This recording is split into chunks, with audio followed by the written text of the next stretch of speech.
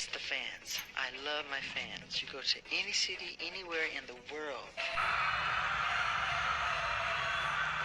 Michael Jackson वो शख्स हैं जिनके सबसे ज़्यादा दीवाने आज भी हैं। कहते हैं माइकल जैक्सन से बड़ा सुपरस्टार इस दुनिया में पैदा ही नहीं हुआ था।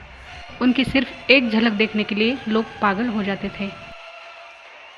उनके मंच पर आते ही प्रशंसक रोते चिल्लाते उत्साहित हो जाते। किसी और आर्टिस्ट के लिए ऐसा रिएक्शन ढूंढ के भी नहीं मिलेगा। प्रदर्शन से पहले माइकल कभी कभी स्टेज पर बैठ जाते और अपने ऑडियंस को जी भर के देखते, फैंस के एक्साइटमेंट जोश को देखते और फिर प्रदर्शन शुरू करते। फैंस के पागलपन के बारे में माइकल कहते, I have best fans in the world.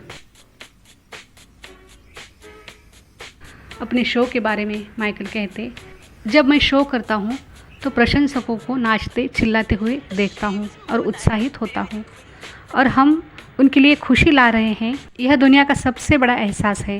वो मुझे प्यार और ऊर्जा दे रहे हैं और मैं उन्हें वो वापस दे रहा हूँ। मेरे प्रशंसक वास्तव में मेरा ही हिस्सा है। हम कुछ ऐसा साझा करते हैं जिसे अधिकांश लोग कभी नहीं समझ सकते। 1999 में माइकल ने उनका आखिरी कॉन्सर्ट किया था और तब उनके 4.8 बिलियन यानी 480 करोड़ फैंस थे। उनके कॉन्सर्ट के लिए हर उम्र के लोग होते थे। थ्रिलर एल्बम से ही माइकल के फैंस उनके दीवाने हो चुके थे। वो सिर्फ उनके कला के ही नहीं, उनके व्यक्तित्व के भी दीवाने थे और माइकल के प्रशंसकों ने पागलपन की सारी हदें पार कर दी थी। कई बार सिर्फ हाथ मिलाने के लिए गए माइकल का प्रशंसकों ने हाथ खींच लिया, फैंस के बीच घसीट लिया, उन्हें गिरा दिया। कई प्रशंसक शो के दरमियान बेहोश हो जाते और कई प्रशंसक बेकाबू होकर स्टेज पर चढ़ने की कोशिश करते। ऐसी ही एक घटना 1996 में हिस्ट्री वर्ल्ड टूर में हुई थी। दक्षिण कोरिया के सियोल में माइकल का कॉन्सर्ट चल रहा था और वो अर्थ सॉन्ग का प्रदर्शन कर रहे थे। हमेशा की तरह स्टेज के ऊपर से राइड करने के लिए माइकल प्रदर्शन के दौरान क्रेन पर चढ़े। प्रदर्शन शुरू था। राइड शुरू होने से ठीक 10 सेकंड पहले एक 19-20 साल का कोरियन लड़का सबकी नज़रें चुराकर क्रेन पर चढ़ गया। प्रदर्शन शुरू था, इसीलिए उसे नीचे लाना भी मुश्किल था। उसके ऐसे अचानक क्रेन पर चढ़ने से माइकल के लिए मुसीबत थी, लेकिन वो ऐसे सिचुएशन से निपटना अच्छी तरह से जानते थे। उन्हें फैंस के पागलपन की आदत थी और वो किसी भी हालत में कॉन्सर्ट में, शो में कोई कॉम्प्रोमाइज़ नहीं करते थे। तो उन्होंने उसे अच्छी तरह से पकड़ लिया और शो को वैसे ही जारी रखा। फिर भी वो लड़का क्रेन पर लिफ्ट के बाहर था और माइकल लिफ्ट के अंदर। वो गिर न जाए इसके लिए माइकल ने उसे इस तरह से पकड़ा जैसे एक माँ अपने बेटे को पकड़ती है। लिफ्ट 50 फीट ऊपर चली गई थी। माइकल ने उस लड़के के साथ पूरी विश्वास से अर्थ सॉन्ग की राइड स्टेज के ऊपर से पूरी की। वो लड़का माइकल के साथ राइड एंजॉय कर रहा था। राइड पूरी होने के बाद लिफ्ट नीचे आई। माइकल के बॉडीगार्ड्स उस लड़के को निकालने के लिए स्टेज पर गए, लेकिन वो लड़का माइकल से दूर नहीं होना चाहता था। वो सबसे लड़ रहा था। ऐसे कई हादसे हुए जहां माइकल के फैंस ने अपने पागलपन की सारी हदें पार कर दी थी। कई बार माइकल के फैंस ओवर इमोशनल होकर उस पर हावी हो जाते, इसलिए माइकल के सहकर्मियों को उनके कुचले जाने का डर था, तो वो माइकल को भीड़ में जाने से मना कर देते। माइकल के बॉडीगार्ड ने माइकल के घर में छुपे हुए उनके एक पागल प्रशंसक की कहानी सुनाई थी। एक दिन आधी रात को माइकल फ्रिज से कुछ खाना लाने के लिए अपने किचन में गए थे। तभी उन्होंने देखा कि उनके किचन में एक जवान लड़का छुपा हुआ है। उन्होंने उससे पूछताछ की तो उसने कहा कि वो सिर्फ माइकल से मिलने आया था और घर के बाहर बहुत सुरक्षा थी, इसलिए वो किसी दूसरे दरवाजे से आकर किचन में छिप गया था। माइकल की जगह कोई और होता तो शायद पुलिस को बुला लेता, लेकिन माइकल ने उसे साथ बिठाकर खिलाया और फिर बॉडीगार्ड्स के साथ उसे वापस भेज दिया, क्योंकि उन्हें पता था कि ये फैंस का प्यार है और इस प्यार में वो कभी कभी उत्साहित हो जाते हैं और अपनी हदें पार कर लेते हैं। तो वो कभी भी फैंस पर गुस्सा नहीं होते, उन्हें उनका प्यार वापस लौटाते। माइकल जहाँ भी जाते इतनी भीड़ होती थी कि वहाँ सांस लेना मुश्किल हो जाता था। न्यूयॉर्क में एक प्रवास के दौरान प्रशंसक पूरे दिन एक जगह से दूसरी जगह पीछा करते रहे। माइकल जहाँ भी गए पहले से ही वहाँ भीड़ मौजूद होती थी। इस बात से माइकल के बॉडीगार्ड जैसे निराश हुए और उन्होंने सोचा कि माइकल भी इन फैंस से दिन भर थक चुके होंगे। इस वजह से उन्होंने माइकल को उस इमारत के बैक डोर से बाहर निकाला और कार तक पहुंचाया। माइकल ने अपनी बॉडीगार्ड से पूछा, तुम लोगों ने ऐसा क्यों किया? उन्होंने कहा, सर वो आपको दिन भर परेशान कर रहे थे, इसलिए आपको भीड़ से बचाने के लिए हमने आपको बैक डोर से निकाला। उस वक्त माइकल ने जो जवाब दिया वो सबको सोचने पर मजबूर कर देगा। माइकल ने कहा, ये लोग मेरे फैंस हैं, वो मेरे रिकॉर्ड खरीदते हैं, मेरे शो में आते हैं, मैं उन्हें पसंद करता हूँ। हमें कभी भी उनके पीछे छिपने की कोशिश नहीं करनी चाहिए, क्योंकि मैं अपने फैंस की सराहना करता हूँ, उनसे प्यार करता हूँ। अगर वो मुझे परेशान करते हैं तो ये ठीक है, ये वही लोग हैं जो मेरी परवाह करते हैं और आज उन्हीं की वजह से मैं यहाँ पे हूँ। माइकल की ये बात सुनकर उनके बॉडीगार्ड्स उनकी तरफ देखते ही रह गए।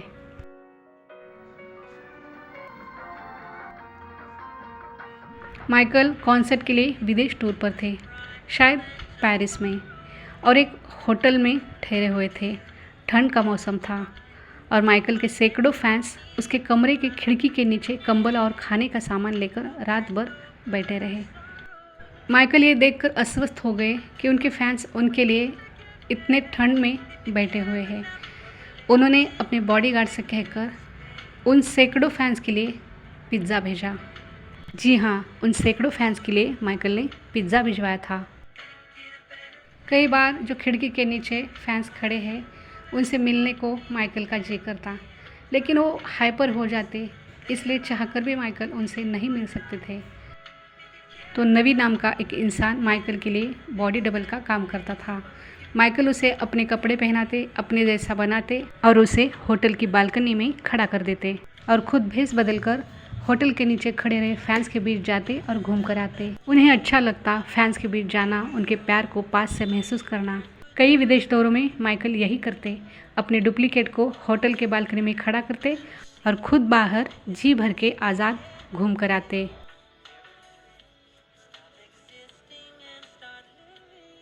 माइकल ने हमेशा अपने फैंस को प्रेरणा के रूप में देखा। उनके हर शो में, हर भाषण में वो कभी फैंस को धन्यवाद कहना नहीं भूले और इसी वजह से उन्हें कभी फैंस की परेशानी महसूस नहीं हुई, बल्कि वो उन्हें गले लगाते, उन्हें ऑटोग्राफ देने के लिए वक्त निकालते, उनका प्यार स्वीकार भी करते और उन्हें प्यार लौटाते भी। इतना ही नहीं, जब उनके प्रशंसक उनके गाड़ी का पीछा करते तो गाड़ी धीमी चलाने को कहते, क्योंकि उन्हें डर था कि कोई फ़ैन गाड़ी के पहिए के नीचे ना आ जाए। It's the fans. I love my fans. You go to any city, anywhere in the world. They know all the songs, all the dance moves, everything. They even come with the tape on their fingers, the hats and the gloves and everything. It's just a wonderful experience. I love it. 1996 में Michael को Mexican army ने उनका army chief का सम्मान देकर army dress पहनाया। Michael वही dress पहनकर एक लिफ्ट से जा रहे थे। उनके साथ उनके बॉडीगार्ड्स भी थे। तभी एक मेक्सिकन लेडी अपने बच्चों को लेकर उसी लिफ्ट में आ गई और वो झुककर अपने बच्चों के कोट के बटन लगा रही थी। और माइकल तो माइकल थे, उनके पास गुड प्रेजेंस ऑफ माइंड था। उन्होंने झट से पेन निकाला और उस लेडी के पीठ पर सरप्राइज सिग्नेचर कर दिए।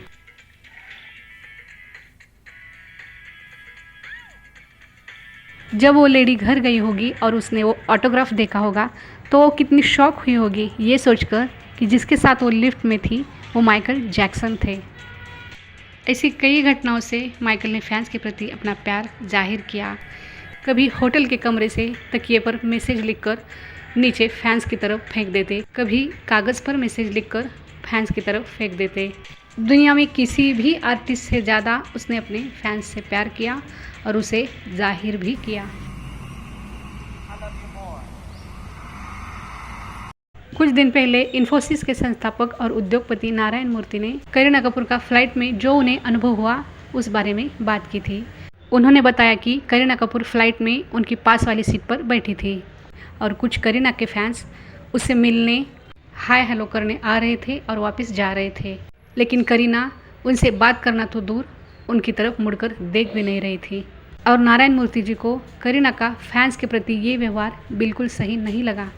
उन्होंने कहा, प्रशंसकों के प्यार का स्वीकार होना चाहिए। भारत में कई ऐसे एक्टर्स सिंगर्स हैं जिन्हें फैंस को एटीट्यूड दिखाते उन पे गुस्सा होते हुए देखा गया है।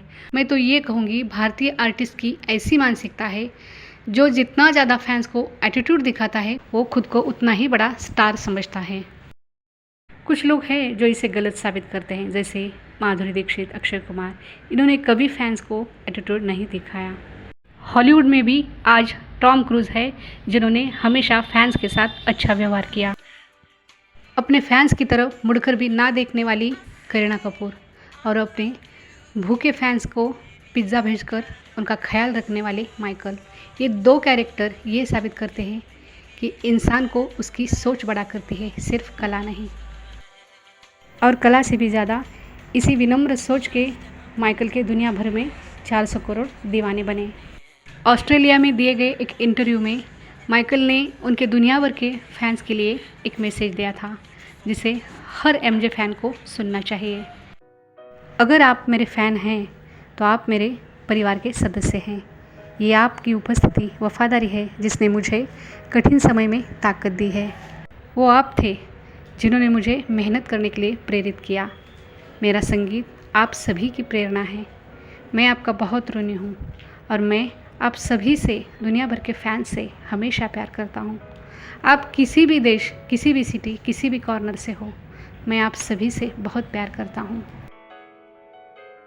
फैंस की भीड़ की वजह से उन्हें ज़िंदगी भर एक कैदी की तरह जीना पड़ा, लेकिन उन्होंने कभी भी शिकायत नहीं की, बल्कि वो परेशानी में प्यार महसूस करते थे।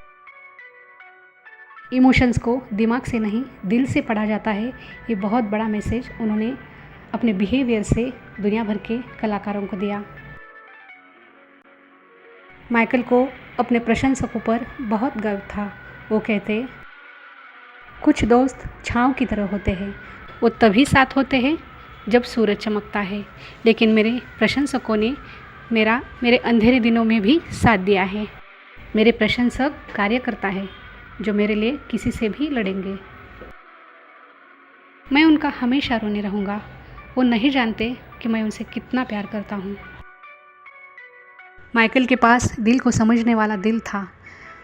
माइकल के पास प्रशंसकों का बहुत प्यार था, लेकिन वो अपने दिल की हर बात उनसे तो नहीं कह सकते थे। माता पिता, भाई बहन, दोस्त, इनसे इंसान दिल की हर बात नहीं कह सकता। जिससे दिल की हर बात की जा सकती है, ऐसा एक ख़ास रिश्ता होता है जिसे जीवन साथी कहते हैं। और माइकल की ज़िंदगी में बस इसी एक रिश्ते की कमी थी।